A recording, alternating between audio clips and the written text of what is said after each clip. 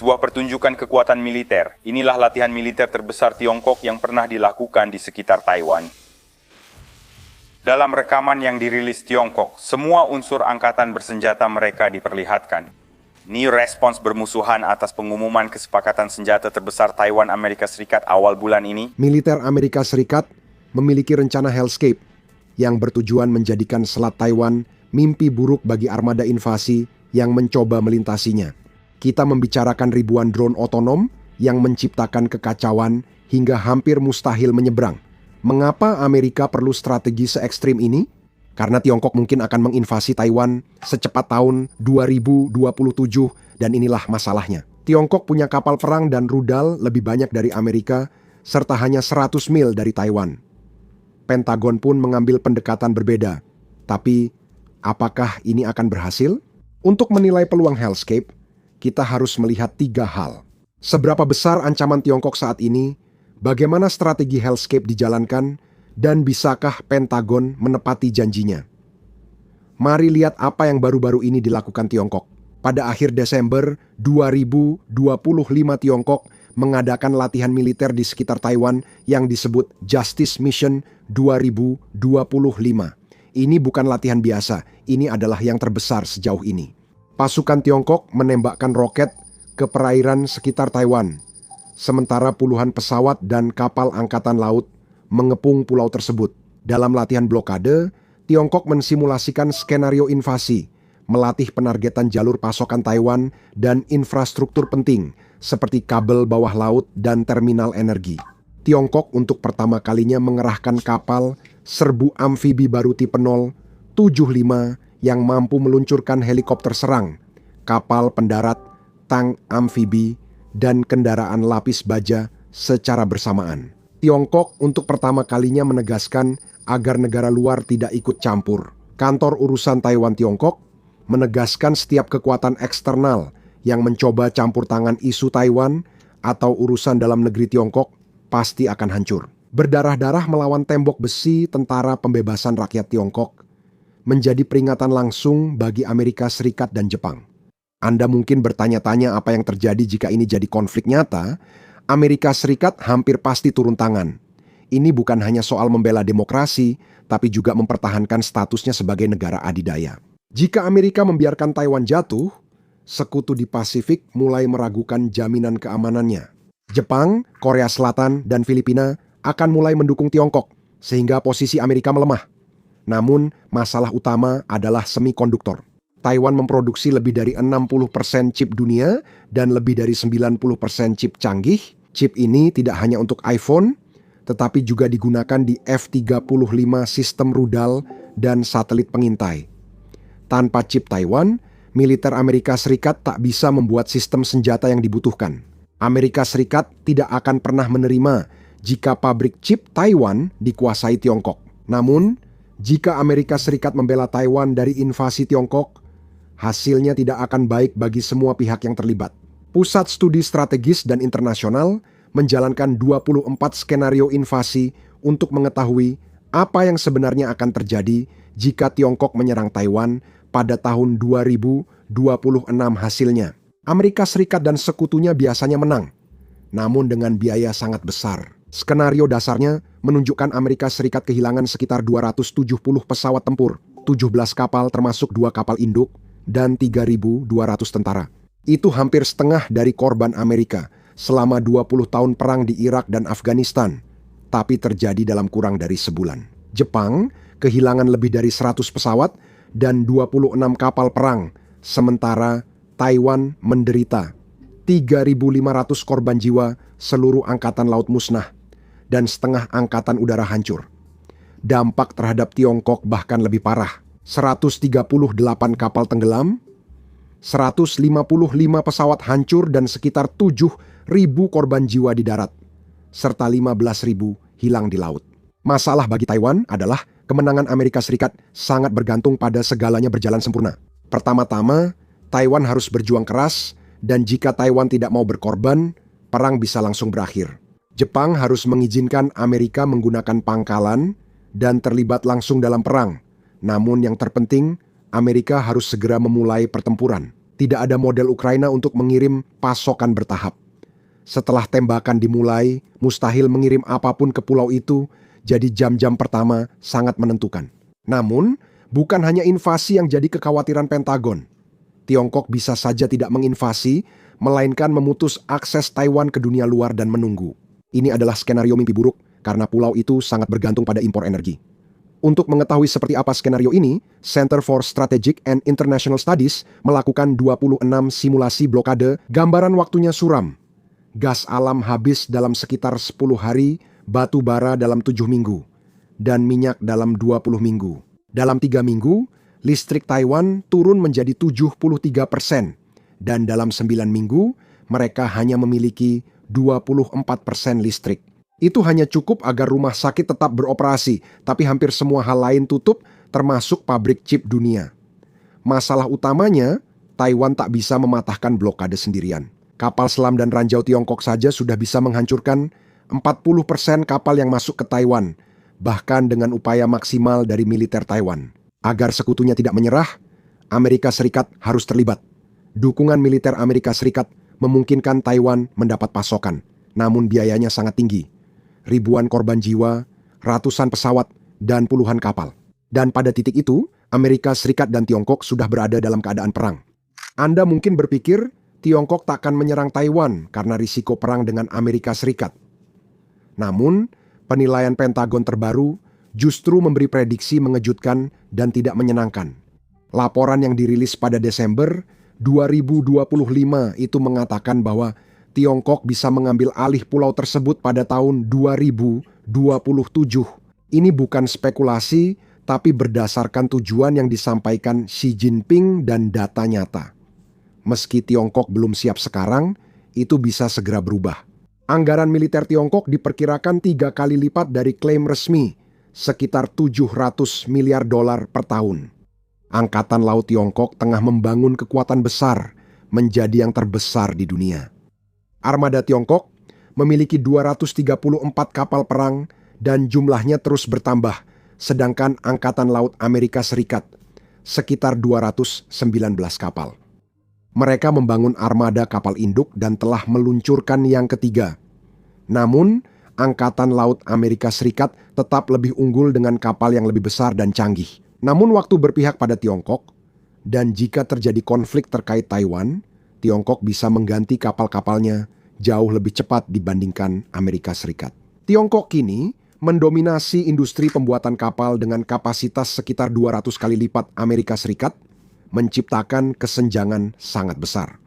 Keunggulan pembuatan kapal ini setara dengan produksi misil Tiongkok. Analisis Cable News Network dari Citra Satelit menunjukkan fasilitas produksi misil Tiongkok berkembang pesat. Antara tahun 2020 dan 2020, 5 pabrik-pabrik misil ini menambah lebih dari 21 juta kaki persegi ruang lantai pada tahun 2024. Pentagon memperkirakan pasukan roket Tiongkok menaikkan pasokan misil 50% dalam 4 tahun, dan peningkatan ini belum berakhir. Misil-misil ini sangat penting saat invasi Taiwan untuk menghancurkan ancaman di wilayah itu dan menjaga pasukan Amerika Serikat tetap di luar. Bukan hanya jumlahnya yang menakutkan, Tiongkok telah mengembangkan Dongfeng 26 yang dijuluki pembunuh Guam, seperti namanya, secara khusus dirancang untuk menyerang pangkalan militer Amerika Serikat di Pasifik yang bisa digunakan sebagai pangkalan depan selama Perang Taiwan. Dan varian terbarunya, Dongfeng 26D, bahkan menggunakan kendaraan luncur hipersonik yang berpotensi menghindari pertahanan rudal Amerika. Sementara itu, Tiongkok telah melakukan pembangunan nuklir yang belum pernah terjadi sebelumnya, dan kini telah meningkatkan persediaan hulu ledak nuklirnya menjadi 600 buah. Tujuannya jelas. Pada tahun 2027, mereka ingin memiliki penyeimbang strategis terhadap Amerika Serikat, serta pencegahan dan kendali strategis di kawasan. Secara konkret, itu berarti Tiongkok ingin mencegah siapapun menyerang Tiongkok sebagai balasan, khususnya negara-negara non-nuklir seperti Jepang, yang juga mengkhawatirkan Tiongkok punya pandangan berbeda soal korban jiwa di Amerika Serikat. Setiap korban harus dipertanggungjawabkan ke publik. Di sistem otoriter Tiongkok, Xi Jinping bisa menerima korban jiwa tanpa batasan, berbeda dengan Amerika Serikat yang tak bisa melakukan hal serupa. Sementara itu, perhitungan tanpa ampun adalah bahwa saat ini, Tiongkok memiliki jendela waktu demografis untuk berperang, karena kebijakan satu anak yang telah berlangsung selama puluhan tahun.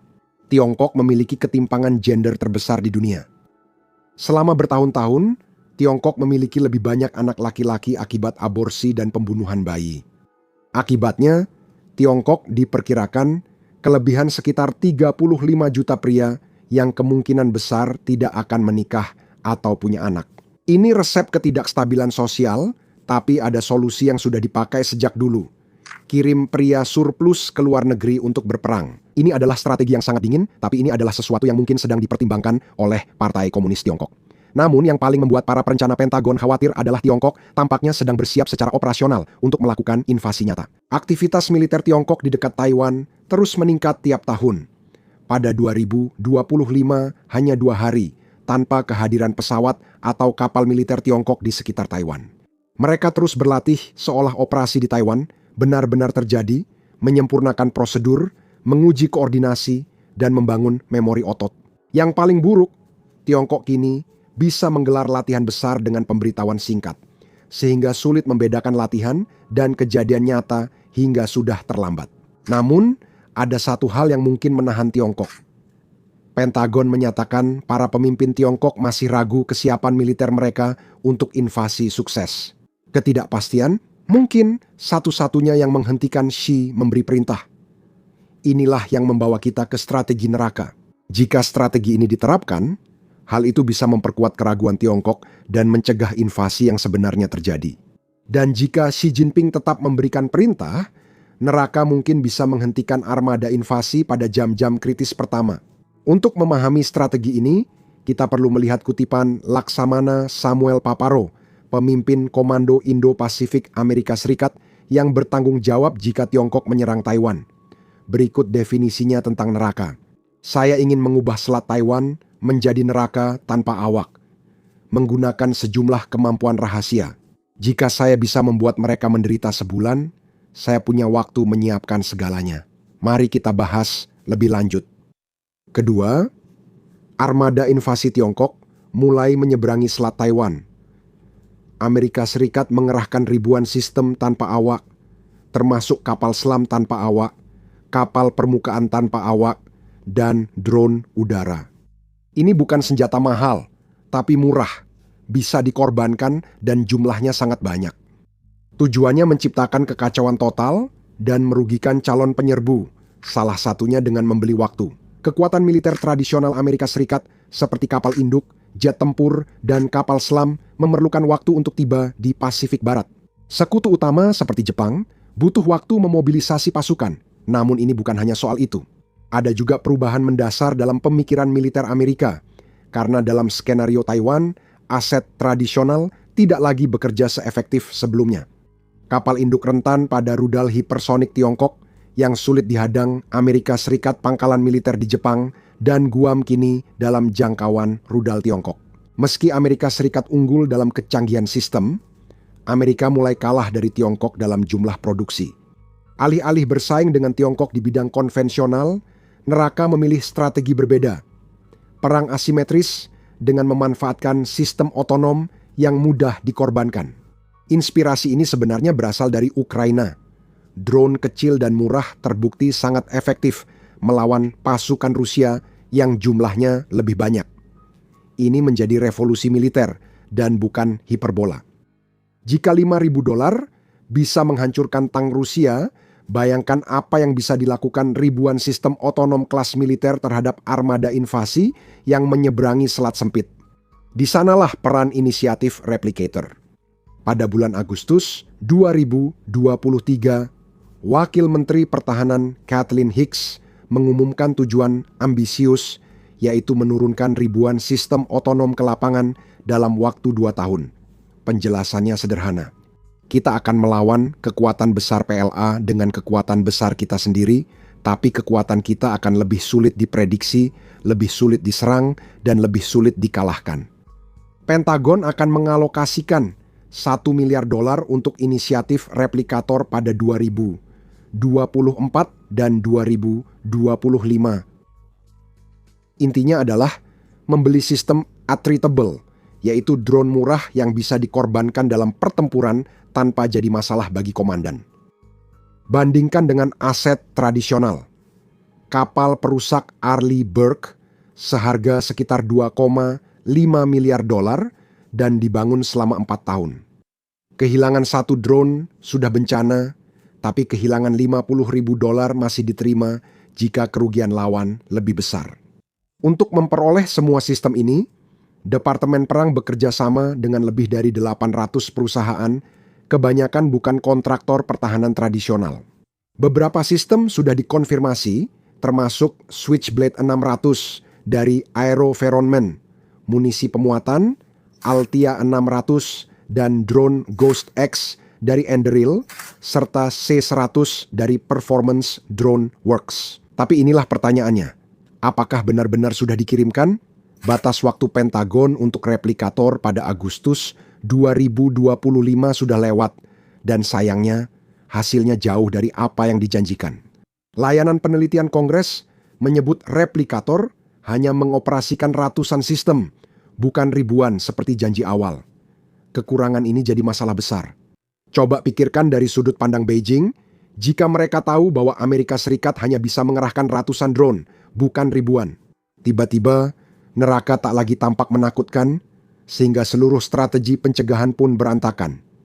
Pentagon kini berpacu dengan waktu. Mereka harus membeli dan mengerahkan sebanyak mungkin sistem drone sebelum 2027, namun menghadapi beberapa hambatan serius. Pertama, drone-drone itu harus benar-benar berfungsi, bukan hanya drone individual yang terbang ke sana kemari. Tantangan utamanya adalah perangkat lunak untuk mengendalikan ribuan drone secara bersamaan. Bayangkan mencoba mengoordinasikan kawanan 5.000 mesin otonom, semuanya saling berkomunikasi secara waktu nyata, beradaptasi dengan ancaman, dan membuat keputusan menyerang dalam hitungan detik. Lalu ada masalah manufaktur. Industri pertahanan Amerika Serikat mampu memproduksi ratusan sistem ini, namun Hellscape memerlukan ribuan hingga puluhan ribu drone semacam itu. Amerika Serikat harus membangun pabrik dan lini produksi baru agar bisa memproduksi drone secara massal.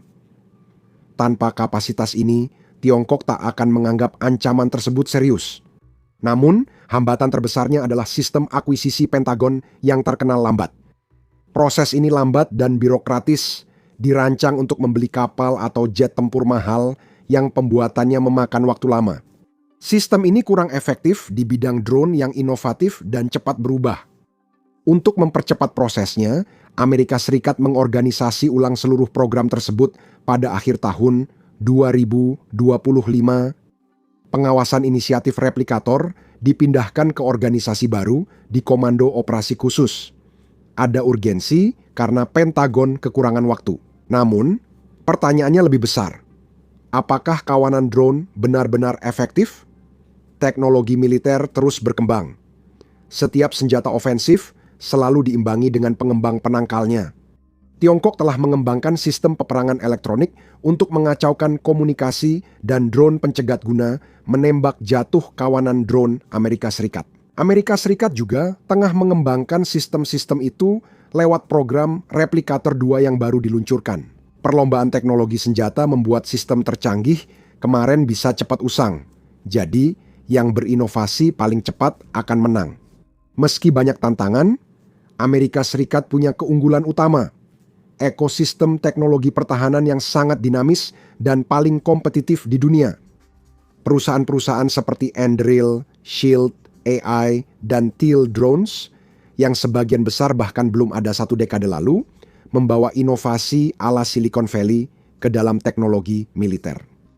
Jumlah investasi dan talenta rekayasa yang mengalir ke sektor ini benar-benar luar biasa, tapi waktu terus berjalan. Tiongkok dengan cepat membangun kesiapan menuju tahun 2027. Pertanyaannya bukan apakah konflik mungkin terjadi, tapi apakah ancaman kerugian besar cukup mencegahnya. Apa yang terjadi selanjutnya bisa menentukan masa depan kawasan Pasifik.